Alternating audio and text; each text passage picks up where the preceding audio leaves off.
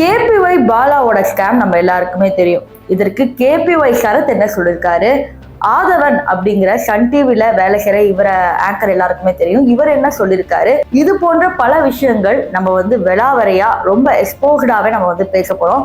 எல்லா சேனலையும் ஒவ்வொரு மாதிரி சொல்றாங்க. ஸோ நான் கலெக்ட் பண்ண டேட்டா என்ன அப்படிங்கறத உங்ககிட்ட சொல்ல போறேன். ஸோ வாங்க வீடியோக்குள்ள போகலாம். ராகவா லாரன்ஸ் பத்தி நம்ம இந்த வீடியோவோட தொடக்கத்துல பேசி ஆகணும். ராகவா லாரன்ஸ் என்னதான் படத்துல ஒரு பெரிய சக்சஸ் கொடுக்கலனாலும் அவர் எடுக்கிற காஞ்சனா சீரீஸ் ஒரு பெரிய அளவுல ஹிட் ஆச்சு. இவரோட படம் எப்பெல்லாம் வெளியே வருதோ அதுக்கு முன்னாடி மக்களுக்கு தொண்டு செய்யற மாதிரியும் ஹெல்ப் செய்யற மாதிரியும் வீடியோ லைன் பையே வந்துட்டே இருக்கும். அதை நீங்க கவனிச்சிருப்பீங்க. இதை மிச்ச யூடியூப் சேனல்லே சொல்லியிருப்பாங்க அப்படிங்கறத இங்க நான் பதிவு செய்யறேன். இப்போ இவருடைய ட்ரஸ்ட் இருக்கும் பாத்தீங்களா, இவருடைய ட்ரஸ்ட் பேரை என்ஜிஓட வெப்சைட்ல போட்டா இருக்கவே இருக்காது. அதாவது இப்படி நாங்க ஒரு ட்ரஸ்ட் வச்சிருக்கோம், எங்களுக்கெல்லாம் யாரும் காசு அனுப்பாதீங்க, நாங்களே எங்களோட குழந்தைங்களை படிக்க வைக்கிறோம் இப்படின்லாம் பேசுற ராகவா லாரன்ஸ் தாவேகா தலைவர் விஜய் கிட்டே ஹெல்ப் கேட்டிருக்காரு. அவர் இந்த மாதிரி காசு கொடுங்க, இந்த மாதிரி இந்த மாணவருக்கு ஹெல்ப் செய்யணும் அப்படின்னு அவரும் காசு கொடுத்துருக்காரு. அந்த மாணவருக்கு ஹெல்ப் செய்ய மாதிரி அப்பெல்லாம் அந்த நிறைய வீடியோ போடுவார். அப்பெல்லாம் நம்ம அதை உண்மை நம்பிட்டு இருந்தோம். பட் ஆஃப்டர் தட் ஒரு தனியார் யூடியூப் சேனல்ல இந்த மாதிரி இவருடைய பேர் என்ஜிஓல போட்டா வரவே மாட்டேங்குது, ஆனா அகரம் ஃபவுண்டேஷன் போட்டா வருது, அகரம் ப்ராப்பரா எல்லாமே செய்யறாங்க, ஆனா இதற்கு பின்னாடி ஒரு பெரிய கூட்டமே இருக்கு அப்படிங்கிற மாதிரி ராகவா லாரன்ஸ் எக்ஸ்போஸ் பண்ணாங்க. இப்ப ராகவா லாரன்ஸோட தொடர்பா இருக்கிறது யாருன்னு பாத்தீங்கன்னா கேபிஒய் பாலா. பாலா ஆரம்பத்துல குத் கோமாளில எப்படி இருந்தாருன்னா வெட்டுக்கிளி அப்படின்னு சொல்லி பாடி ஷேமிங் பண்ணுவாங்க. அவர் பெரிய அளவுல ஒரு ஹீரோ மெட்டீரியலா பார்க்கவே இல்லை. ஒரு காமெடியன் ஆக்டர், ஒரு சைடு ஆக்டர், இவ்வளவுதான் அப்படிங்கிற மாதிரி தான் மக்களோட எண்ணமா இருந்துச்சு. அதன் பிறகு இவர் கையில எடுத்துக்கிட்டு தான் பாத்தீங்கன்னா ஹெல்ப் செய்யறது.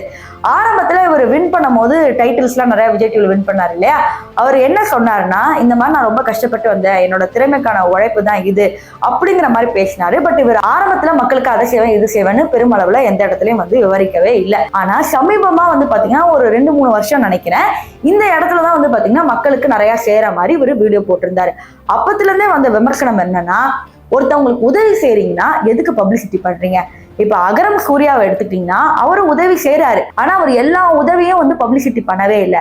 ஒரு ஃபங்க்ஷன் நடத்தினாரு, அது என்ன ஃபங்க்ஷனு, இவ்வளவு வருஷம் நாங்க சக்சஸ்ஃபுல்லா எடுத்து நடத்திருக்கோம், அதுல இத்தனை மாணவர்கள் பங்கேற்று அவங்க இத்தனை மாணவர்கள் அதுல யூஸ்ஃபுல்லா படிச்சு முன்னேறி வந்திருக்காங்க அப்படிங்கிறது கரெக்டான ஒரு விஷயம். ஆனா ஒவ்வொரு வீட்லயும் நீங்க என்னென்ன ஹெல்ப் செய்றீங்க, ஒவ்வொருத்தவங்களுக்கு நீங்க என்னென்ன பண்றீங்கன்னு 4 கேமராவை எதுக்கு தூக்கிட்டு போறீங்க? அதை பார்த்தா இது பிசினஸ் மாதிரி இருக்கு, இது பப்ளிசிட்டி மாதிரி இருக்கு. மனசுல கொஞ்சமாவது ஈரம் இருந்தா இவங்களுக்கு ஹெல்ப் செய்யணுங்கிற எண்ணம் உங்களுக்கு வரவே இல்லை. இதை பயன்படுத்தி நீங்க சினிமாக்குள்ள வரீங்க அப்படிங்கிற மாதிரி பல பேர் அப்பவே கமெண்ட் செக்ஷன்ல சொன்ன மாதிரியே நடந்திருக்குது. கொடுத்த 4 ஆம்புலன்ஸுமே பாத்தீங்கன்னா எஃப்சி இல்ல, லைசன்ஸ் இல்ல, அது இல்ல இது இல்லைன்னு சீனியர் ஜேர்னலிஸ்ட் பயங்கரமா போட்டு எக்ஸ்போஸ் பண்ணிட்டாங்க. அதுக்கு முன்னாடி வீடியோல பாலா என்ன சொல்லியிருந்தாருன்னா, இந்த மாதிரி எல்லாருக்குமே நான் செஞ்சிருக்கேன், என் மேல இவ்வளவு வன்மமா அப்படின்னு கேட்ட கேள்விக்கு பதில் இல்லாம சாக்கு போக்கா பதில் சொல்லி அந்த கமெண்ட் செக்ஷன்ல யாராவது ப்ரூஃபோட சொன்னா அந்த கமெண்ட்டையே டெலீட் பண்றாரு பாலா. இவ்வளவு நாள் மக்களுக்கு நான் டிரான்ஸ்பரண்டா இருக்கேன்னு சொல்லிட்டு இருக்கிற பாலா எதுக்கு கமெண்ட் செக்ஷன்ல கமெண்ட்ஸை டெலீட் பண்ணணும் அப்படிங்கிற ஒரே கேள்விதான் எல்லாரும் மத்தியிலயும் வருது. இப்போ அந்த சீனியர் ஜேர்னலிஸ்ட் ஒவ்வொரு சேனல்ல போய் ஒவ்வொரு இன்டர்வியூல விதவிதமா எக்ஸ்போஸ் பண்ணிக்கிட்டே தான் இருக்கிறாரு. இப்போ கேபிஒய் சரத் பாலாக்கு எதிராக என்ன சொல்லியிருக்காரு அப்படிங்கறத பார்க்க போறோம். கேபிஒய் சரத் பாலாவோட பல இடங்களில டிராவல் பண்ணிருக்காரு தன்னுடைய ஜேர்னில.